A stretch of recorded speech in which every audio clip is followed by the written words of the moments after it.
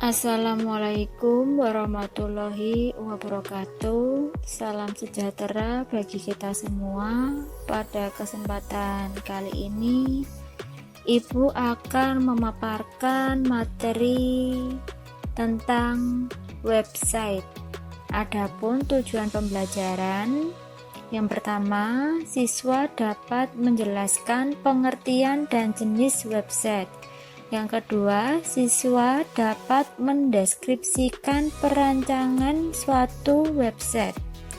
Dan yang ketiga, siswa dapat menjelaskan kelebihan dan kekurangan website.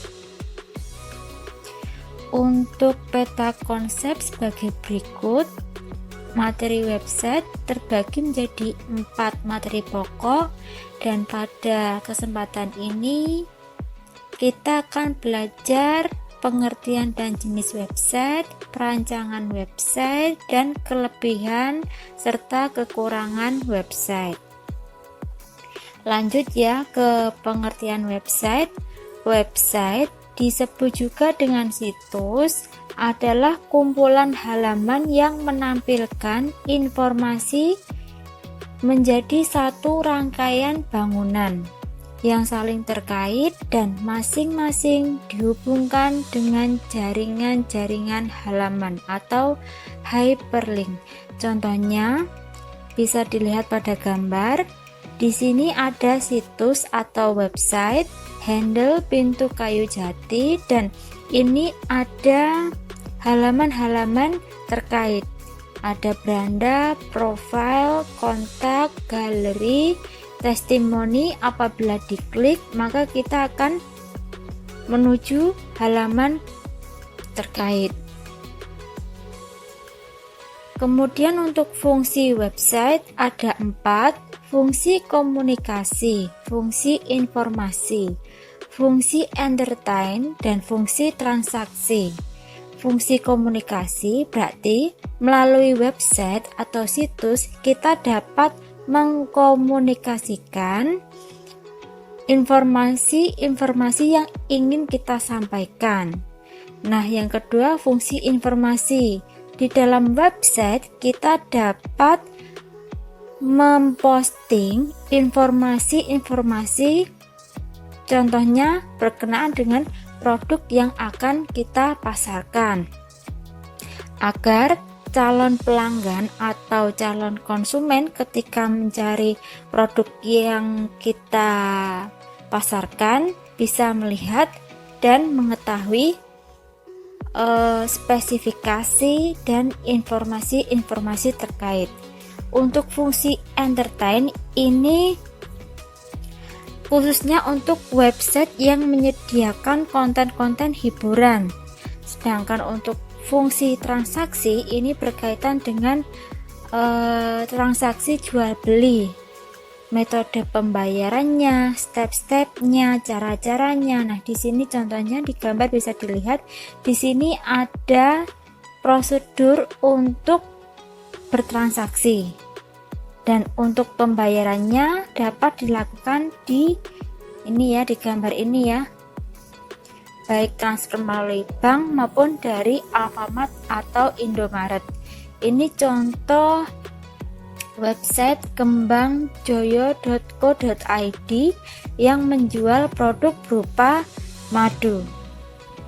Selanjutnya, jenis website berdasarkan fungsinya. Yang pertama ada website company profile. Nah, ini berisi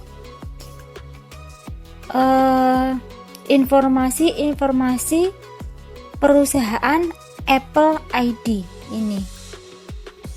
Kemudian website search engine, yaitu website untuk mencari segala jenis informasi. Contohnya ini Google ya. Kemudian untuk website networking, ini contohnya Facebook.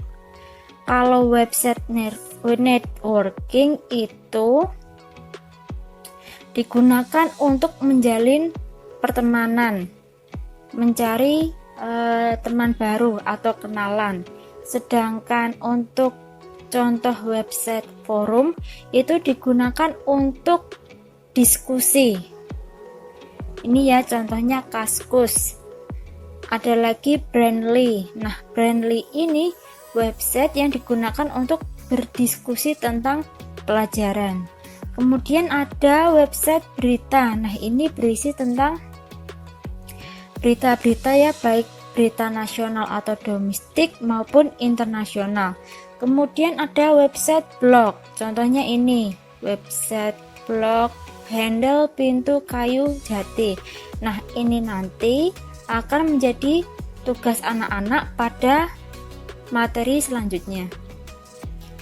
Kita lihat dulu ya untuk fungsi-fungsinya terlebih dahulu sebelum membuat atau praktik membuat website. Selanjutnya ada website portal. Website portal itu merupakan pintu gerbang bagi situs lain untuk memulai aktivitasnya di internet. Ini ya, kita bisa mencari di sini di search engine-nya Liputan 6 ini di sini. Kemudian untuk website galeri yaitu website yang berisi gambar-gambar dan foto. Ini contohnya Pinterest. Selanjutnya ada website e-commerce atau komersial, yaitu website yang digunakan untuk perdagangan. Yang terakhir ada website e-learning. Nah, dari kata learning berarti belajar. Website yang digunakan untuk belajar. Selanjutnya jenis website yang berdasar sifatnya. Di sini ada dua, website statis dan dinamis. Kalau yang statis merupakan website yang isi kontennya tidak dapat diubah secara langsung. Kalau yang website dinamis, untuk isi atau informasi yang disajikan dapat berubah-ubah tanpa harus mengubah struktur kodenya. Untuk contohnya, anak-anak bisa lihat di gambar ini. Selanjutnya untuk perbedaannya agar lebih jelas antara web statis dan web dinamis. Web statis tidak membutuhkan database. Kalau yang dinamis membutuhkan database. Yang kedua, web statis pengunjungnya terbatas dalam berinteraksi, sedangkan yang web dinamis pengunjungnya lebih leluasa untuk berinteraksi dengan web.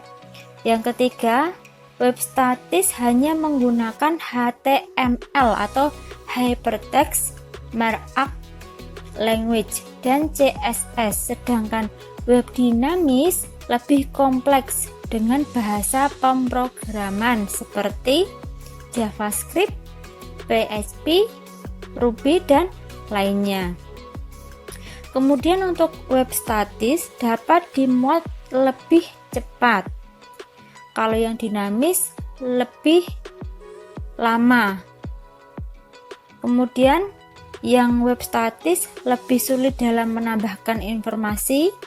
Yang web dinamis lebih mudah dalam menambahkan informasi. Dan yang terakhir, untuk web statis itu cocok untuk halaman web yang jarang diupdate. Kalau yang web dinamis itu cocok untuk halaman yang sering diupdate. Web statis itu yang jarang diupdate, web dinamis itu yang sering diupdate.